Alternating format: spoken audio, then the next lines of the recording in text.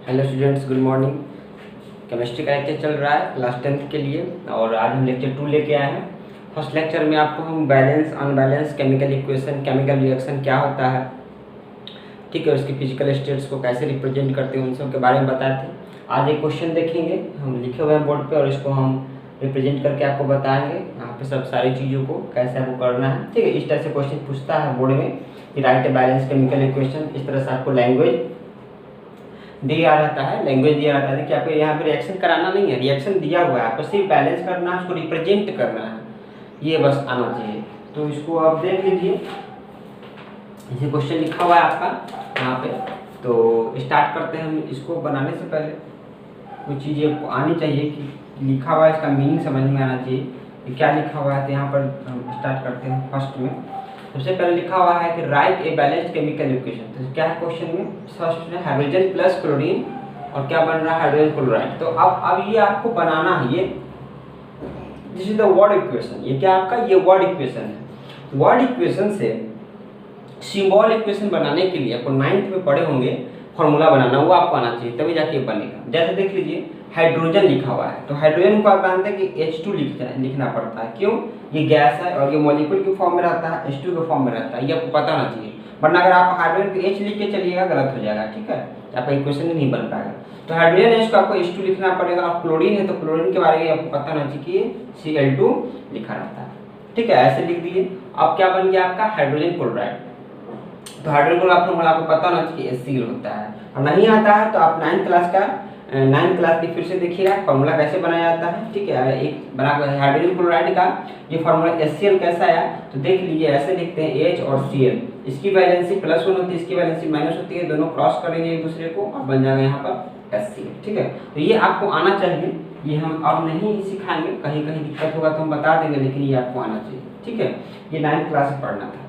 तो अब देखिए ये जो वर्ड इक्वेशन था इसे हम सिंबल इक्वेशन लिख चुके हैं, ठीक है, लिख चुके हैं। अब क्या करता है, अब इसमें इंफॉर्मेशन देना है कि भाई हाइड्रोजन है, ये क्या है आपका, तो ये गैस है, इसको मोर इन्फॉर्मेटिव बना दीजिए इक्वेशन को।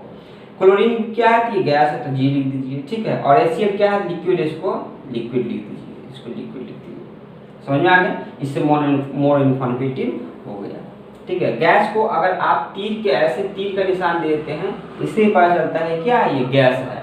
अगर तीर का निशान नीचे ऐसे देते हैं, इससे क्या पता चलता है कि ये प्रेसिपिटेट बन रहा है, आपको ध्यान होना चाहिए, ठीक है। गैस में तीर का निशान ऊपर है तो समझेंगे गैस है, तीर का निशान नीचे है तो क्या हो, प्रेसिपिटेट है। तो इस तरह से कर देने से क्या हो गया, आपका इक्वेशन है ये मोर इन्फॉर्मेटिव हो चुका है। अब इसको बैलेंस करना है। देखिए यहाँ पर देखिए हाइड्रोजन के 2 एटम, यहाँ हाइड्रोजन के एक ही एटम है, क्लोरीन के 2 एटम, क्लोरीन के एक ही एटम है, तो बस सिंपल है, 2 से मल्टीप्लाई कर दीजिए, इससे क्या 2 हाइड्रोजन हो गया और 2 क्लोरीन हो गया आपका बैलेंस केमिकल इक्वेशन। बैलेंस भी हो गया और हाथ इसको देखने से सरल पे पता चल रहा है कि हाइड्रोजन गैस में है, क्लोरीन गैस में है और हाइड्रोजन क्लोराइड किस में है, आपका गैस में है, ठीक है। तो इस तरह से आपको बनाना है। चलिए नेक्स्ट क्वेश्चन की तरफ चलते हैं, ये आप उतार लीजिए, ठीक है। चलिए नेक्स्ट क्वेश्चन की तरफ चलते हैं। सेकेंड नंबर में क्या रहा है, मैग्नीशियम ऑक्साइड। अब मैग्नीशियम ऑक्साइड का रहा है, आपको मैग्नीशियम ऑक्साइड का फॉर्मूला पता होना चाहिए, कैसे होगा, तो मैग्नीशियम का फॉर्मूला लिखिए, ऑक्साइड का फॉर्मूला लिखिए। मैग्नीशियम की वैलेंसी कितनी होती है, +2, ऑक्सीजन की वैलेंसी कितनी होती है, -2, दोनों क्रॉस करके बना देंगे Mg को। तो ये तो आपको पता होना चाहिए, बट आप बना नहीं पाएंगे। तो मैग्नीशियम ऑक्साइड को हम लिख दिए MgO प्लस, अब यहाँ पर क्या है, कार्बन क्या वाला लिख दिए हम C, ठीक है। कार्बन का C होता है, कार्बन नॉन मेटल है बट ये सिंगल फॉर्म में रहता है, C के फॉर्म में रहता है। फिर यहाँ क्या बन रहा है आपका, यहाँ बन रहा है मैग्नीशियम और प्लस कार्बन मोनोऑक्साइड। तो मैग्नीशियम का सिंपली Mg होता है और कार्बन मोनोऑक्साइड का CO होता है। मोनो है तो एक कार्बन मोनोऑक्साइड, ठीक है, कार्बन मोनोऑक्साइड, ऑक्साइड मोनो है मतलब एक ऑक्सीजन है, ठीक है। अगर यहाँ कार्बन डाइऑक्साइड रहता तक ऑक्सीजन कितना होता है, 2 होता है। कार्बन ट्राइऑक्साइड रहता है ऑक्सीजन कितना होता है, 3 हो जाता है। समझ में आ रहा है, इस तरह से आपको बनाना है। अब यहाँ पर भी आप इंफॉर्मेशन दे सकते हैं कि मैग्नीशियम ऑक्साइड के बारे में, ठीक है, कार्बन के बारे में, मैग्नीशियम के बारे में। तो ये आपका क्या है, गैस है, तो आप ऐसे ट्रिक मार दीजिए। ये क्या है, सॉलिड है तो सॉलिड लिख दीजिए। ये कार्बन क्या है, सॉलिड है तो सॉलिड लिख दीजिए। अब मैग्नीशियम ऑक्साइड क्या है, तो मैग्नीशियम ऑक्साइड भी आपका सॉलिड ही है तो आप सॉलिड लिख दीजिए, ठीक है। मैग्नीशियम ऑक्साइड, मैग्नीशियम का रिंग, तो ये हो गया आपका, ठीक है, इस तरह से। अब इसको बैलेंस करना है, देखिए एक मैग्नीशियम तो एक मैग्नीशियम, एक कार्बन है तो एक कार्बन, और एक ऑक्सीजन पे ये बैलेंस, ठीक है, ये बैलेंस है, आपको इसमें कुछ नहीं करना है। चलिए नेक्स्ट क्वेश्चन की तरफ चलते हैं, थर्ड क्वेश्चन की तरफ। इस तरह से आपको क्वेश्चन को क्या करना है, सॉल्व करते चलना है। थर्ड में है फास्फोरस पेंटाक्लोराइड। अब इसको आपको फास्फोरस पेंटाक्लोराइड है तो फास्फोरस का पी होता है, क्लोरीन का सी, क्लोराइड का Cl लिखेंगे और फास्फोरस का पी लिखेंगे।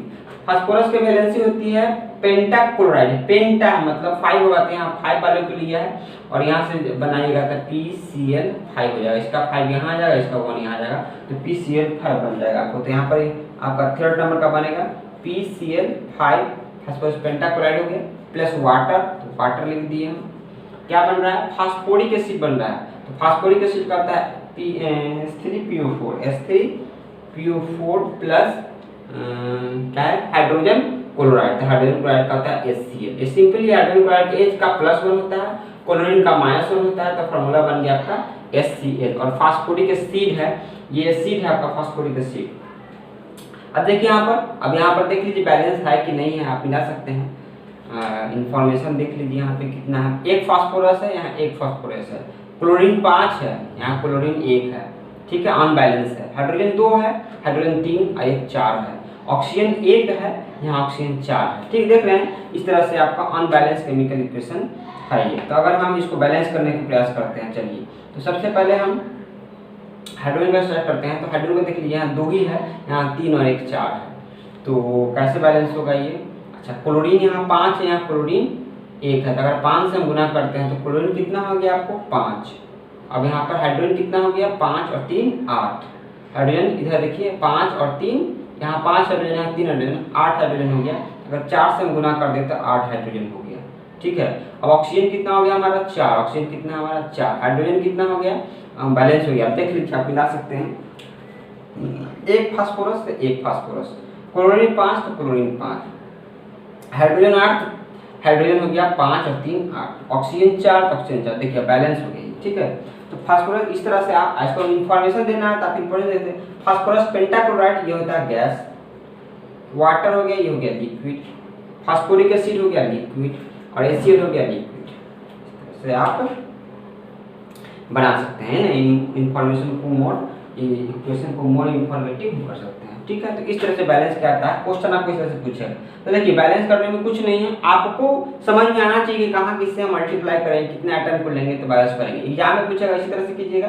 वो जो बुक में आपको दिखा मिलेगा कि इस तरह से डब्बा बनाया हुआ रहता है, इस तरह से करते रहिएगा, आपको बहुत समय लग जाएगा, ठीक है।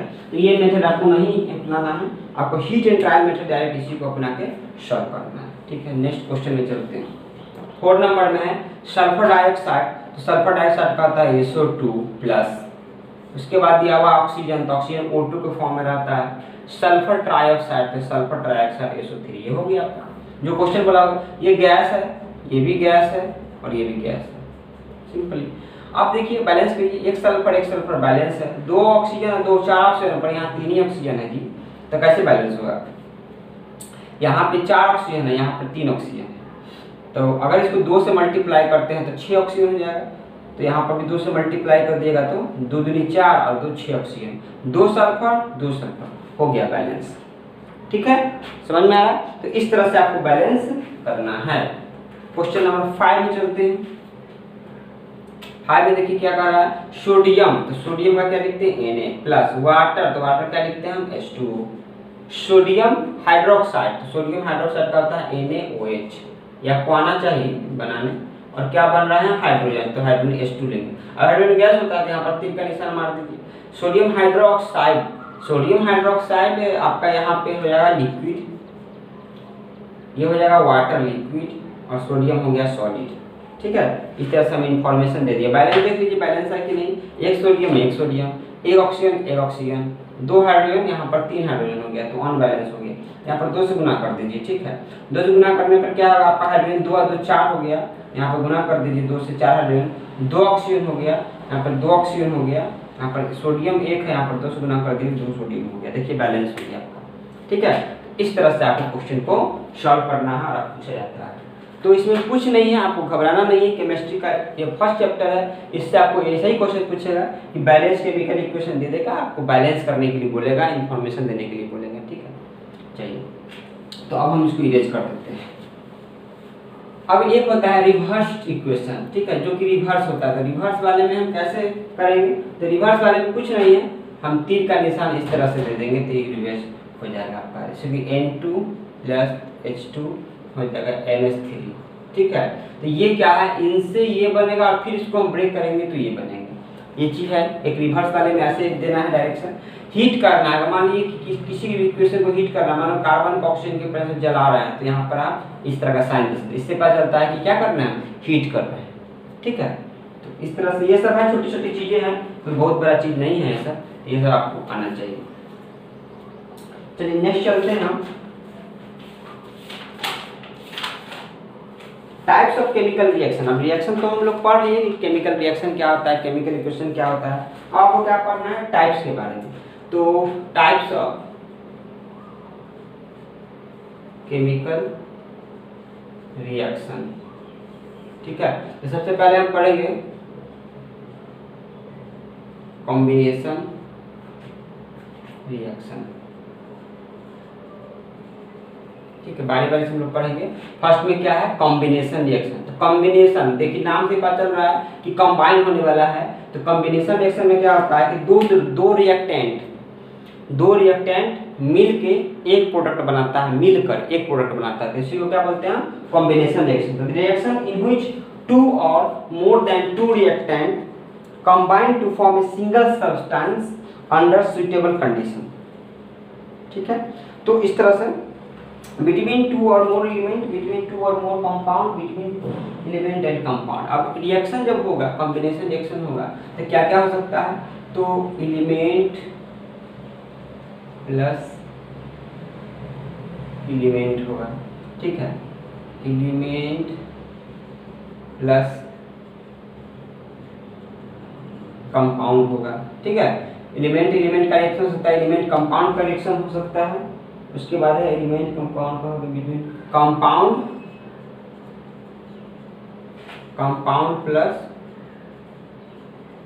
कंपाउंड का रिएक्शन हो सकता है इस तरह से। तो मान लीजिए यहाँ पर हम A लेते हैं और दूसरा B लेते हैं, तो ये हो गया आपका AB, यही कॉम्बिनेशन रिएक्शन हुआ। Element plus compound, A element और कंपाउंड है आपका BC, ठीक है, BC है, तो क्या बन गया, ABC बन गया। कंपाउंड प्लस कंपाउंड है तो AB है प्लस CD है, इस तरह से है, ठीक है। तो ये आपका जुड़ गया अगर, तो ABCD इस तरह से बन गया, क्या हो गया आपका कॉम्बिनेशन रिएक्शन को ये दिखाता है, ठीक है। समझ में आ गया होगा कॉम्बिनेशन रिएक्शन। अब एग्जांपल्स के थ्रू इसको बहुत ढेर सारे एग्जांपल्स को करेंगे, आपको और क्लियर हो जाएगा। तो चलिए हम एग्जांपल से लेकर समझते हैं। हाँ ना, कॉम्बिनेशन रिएक्शन हो गया। तो अब है इसमें हम क्या करना है आपको, देखिए एग्जांपल से। तो अब हो गया कैल्शियम ऑक्साइड प्लस वाटर, एक एग्जांपल दिया गया है कैल्शियम ऑक्साइड प्लस वाटर, तो हो गया आपको कैल्शियम हाइड्रोक्साइड, क्या हो गया आपका कैल्शियम हाइड्रोक्साइड। अब देखिए यहाँ पे एक केमिकल रिएक्शन का टाइप है कॉम्बिनेशन रिएक्शन का। कैल्शियम ऑक्साइड एक आपका लिया गया है, वाटर अलग लिया गया है, एक ये भी कंपाउंड है, ये भी कंपाउंड है, इन दोनों के मिलने से एक कंपाउंड बना है, ठीक है। ये क्या है आपका कंपाउंड, ये क्या है आपका कंपाउंड, ये भी क्या आपका हो गया कंपाउंड। समझ में आ रहा है। अब देखिए यही हो गया आपका combination reaction. Calcium oxide water में जब मिलाया गया तो कैल्शियम हाइड्रोक्साइड बनाती है, किस टाइप का रिएक्शन हो गया आपका कॉम्बिनेशन रिएक्शन।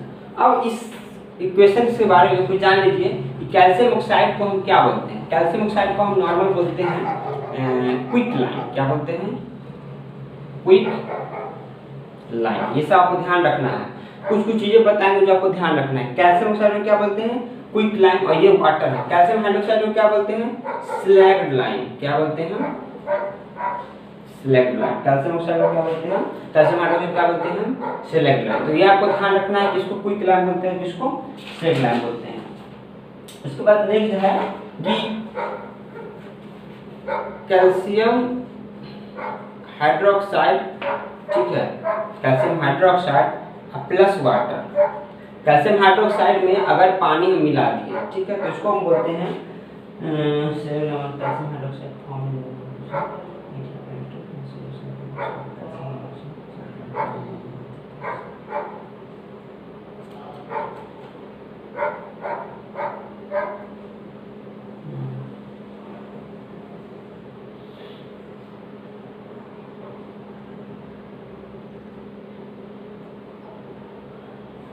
ठीक है। इन दोनों के मिलाने से जो एक व्हाइट रंग का सब्सटेंस मिलेगा, mixture, white mixture with water, ठीक है। यहाँ पे क्या बनेगा आपका वाटर। अगर कैल्शियम हाइड्रोक्साइड में फिर से वाटर मिला दे तो इसको हम बोलेंगे, इसको बोलेंगे हम मिल्क ऑफ लाइम। क्या बोलेंगे हम?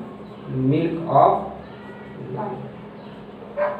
समझ में आ गया? इसको क्या बोलेंगे हम? Milk of lime. तो इसमें क्या है, ये कुछ है नहीं, आपको नाम समझना है। चूना आप लाते हैं पुताई करने के लिए, तो उसको पानी में डाल दिए तो चूना जो लाए वो कैल्शियम ऑक्साइड हुआ, वाटर में डाल दिए जो कैल्शियम हाइड्रोक्साइड बना, वो घुलने के बाद जो बना वो स्लेक्ट लाइम है।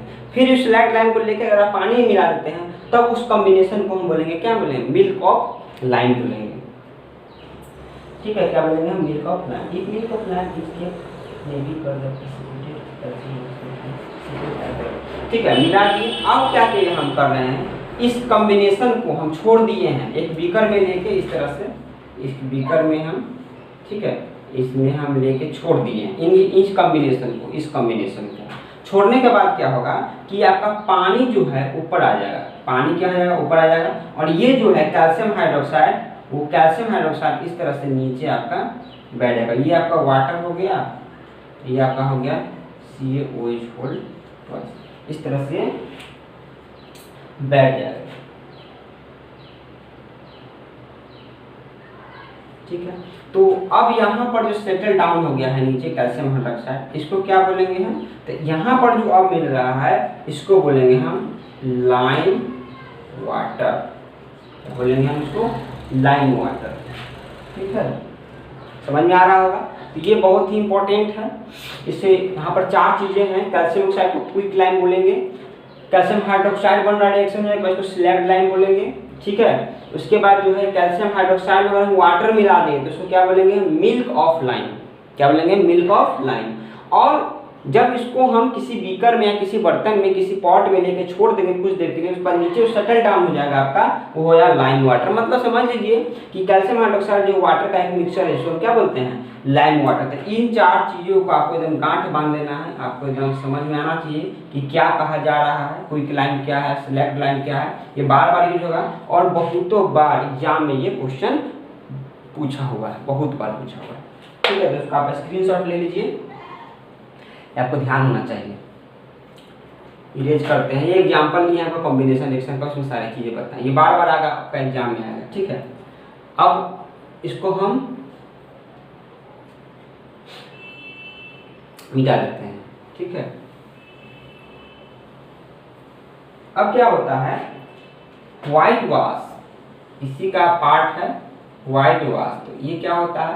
तो जो कैल्शियम हाइड्रोक्साइड जो बना है उसको आप पानी में घोलकर दीवार पे जो आप लगाते हैं तो इसको कहते हैं व्हाइट वॉशिंग कहते हैं, ठीक है। तो क्या बना है? Calcium hydroxide. कैल्शियम हाइड्रोक्साइड को दीवार पे लगा है, ठीक है। इसको क्या बोलते हैं? व्हाइट वॉशिंग करना, इसको व्हाइट वॉशिंग करना मतलब पुताई करना, ठीक है। चलिए, अब नेक्स्ट है आपका कंबसन ऑफ कोल।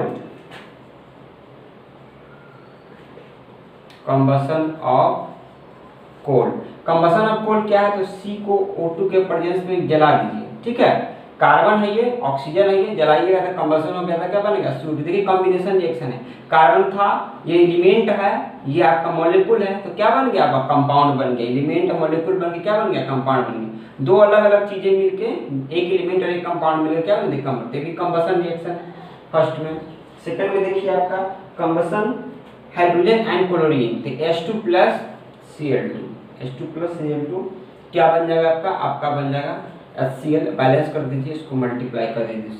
इस सारा का कॉम्बिनेशन रिएक्शन का एग्जांपल है। उसके बाद देख लीजिए, बिल्कुल सिंपल एग्जांपल लेते हैं समझने लायक। Nitric oxide and oxygen, nitric क्या है? नाइट्रिक ऑक्साइड, ठीक है। नाइट्रिक ऑक्साइड प्लस ऑक्सीजन, तो नाइट्रिक ऑक्साइड प्लस ऑक्सीजन का एग्जांपल लेंगे तो बन जाएगा आपका NO2 बन जाएगा, ठीक है। देखिए भी कॉम्बिनेशन रिएक्शन है। ये क्या है? आपका कंपाउंड, ये क्या आपका मॉलिक्यूल, ये क्या आ गया आपका कंपाउंड। इस तरह से आपका कॉम्बिनेशन रिएक्शन का ढेर सारा एग्जांपल है, ठीक है। ये आपका हो गया कॉम्बिनेशन रिएक्शन। चलिए अब आपका इसी तरह हम लोग टाइप्स ऑफ रिएक्शंस पढ़ेंगे बारी बारी से। नेक्स्ट है डिकम्पोजिशन रिएक्शन। नेक्स्ट क्या है? Decomposition reaction.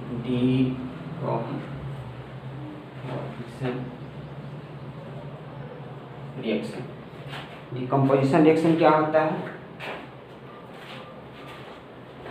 डिकम्पोजिशन रिएक्शन का मतलब हुआ कि डिकम्पोज होना। क्या होना? डिकम्पोज होना। क्या डिकम्पोज होगा जी? तो कंपाउंड डिकम्पोज होगा। पहले से कोई कंपाउंड होगा वो आपका क्या हो जाएगा? डिकम्पोज हो जाएगा। इसको हम बोलते हैं decomposition reaction.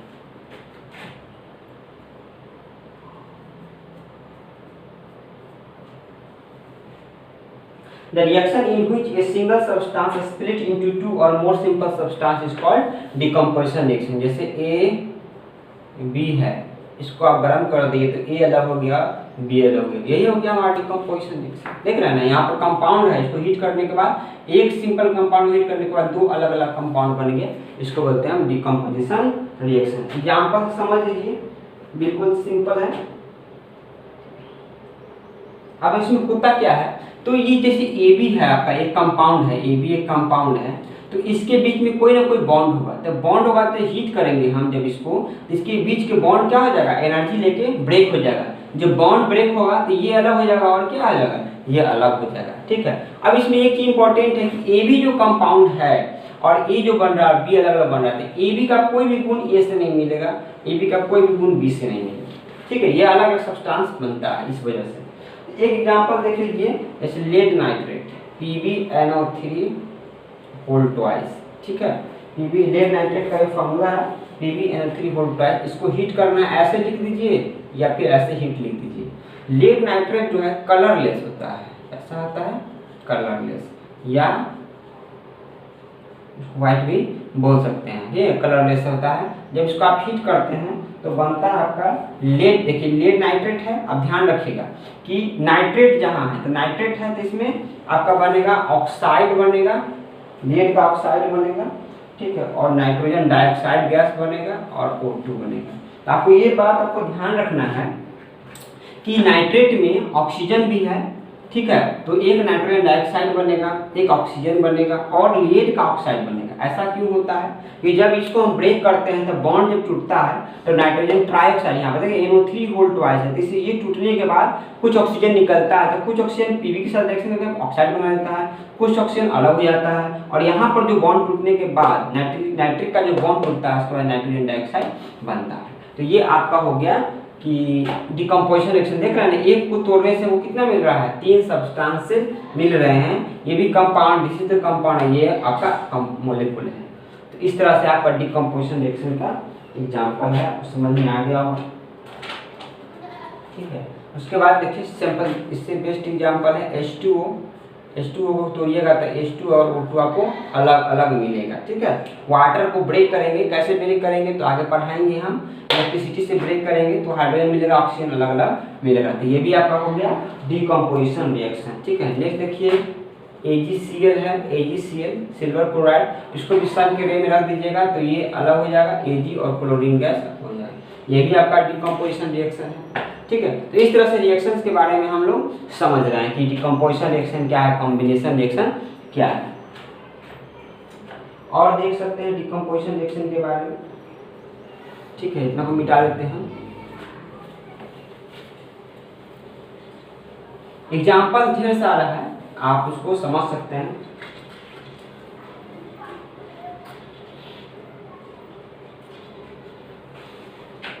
Calcium carbonate, calcium carbonate है, इसको जब आप हीट कीजिएगा तो देखिए यहाँ फिर कार्बोनेट, ध्यान रहे आपको नाइट्रेट हो, कार्बोनेट हो, ये सब जो को तोड़िएगा तो इससे NO2 बनेगा और इससे CO2 बनेगा। ये आप गांठ बांध के रख लीजिए। ठीक है, ये आपको हमेशा ध्यान रखना है कि कहीं भी आपको नाइट्रेट मिले, कार्बोनेट मिले। अब यहाँ पर देख लीजिए क्या है, यहाँ पर कार्बोनेट है, इससे पहले वाले में नाइट्रेट था तो नाइट्रोजन डाइऑक्साइड बना था, यहाँ पर कार्बोनेट है तो पक्का है कि क्या बनेगा, आपको एक CO2 बनेगा। तो CO2 पहले आप बना लीजिए सिंपली। ठीक है, अब क्या बचेगा यहाँ पर, तो कैल्शियम ऑक्साइड बचेगा। अब यहाँ पर ऑक्सीजन क्यों नहीं बच रहा है, फिर क्वेश्चन आपको उठेगा कि ऑक्सीजन क्यों नहीं बच रहा है। तो इसका कारण है ऑक्सीजन इसलिए नहीं बच रहा है कि तुम बोलोगे सर पहले वाले पढ़ाए थे आप लीड नाइट्रेट, उसको ब्रेक किए थे तो वहाँ PbO बना था, NO2 बना था और O2 बना था, पर सर यहाँ पर O2 क्यों नहीं बन रहा है, यहाँ पर O2 क्यों नहीं बन रहा है। यहाँ पर O2 नहीं बन रहा है कारण है कि कैल्शियम हाईली रिएक्टिव मेटल है। यहाँ जो भी ऑक्सीजन टूटेगा फट से इसके साथ रिएक्शन कर लेगा ऑक्सीजन के साथ, और सारा के साथ क्या बना देगा, कैल्शियम ऑक्साइड बना देगा। इसलिए यहाँ पर ऑक्सीजन रिबॉर्ब नहीं होता। लीड जो है लेस रिएक्टिव मेटल है, इसलिए थोड़ा मोड़ा ऑक्सीजन से रिएक्शन करके लीड ऑक्साइड बनाता है और जो बच जाता है वो ऑक्सीजन के रूप में निकल जाता है। समझ में आ रहा बात। तो ये भी आपका देख रहे हैं डिकम्पोजिशन रिएक्शन ही है। तो लगभग कोई एग्जाम्पल को हम समझा दिए हैं, ठीक है। अब नेक्स्ट क्लास में हम लोग थोड़ा सा समझेंगे कैटलिस्ट के बारे में समझेंगे और जो रिएक्शन टाइप्स ऑफ रिएक्शन बचे उसके बारे में समझेंगे, ठीक है। तो लेक्चर देखते रहिए, कैसा लग रहा है कमेंट कीजिए, और कोई दिक्कत हो तो आप व्हाट्सएप पे कांटेक्ट कर सकते हैं। शेयर जरूर कीजिए ताकि जो बच्चे नहीं देख पा रहे हैं उनको भी प्रॉफिट हो जाए, ठीक है। तो इसके बाद लेक्चर खत्म करते हैं। Thank you.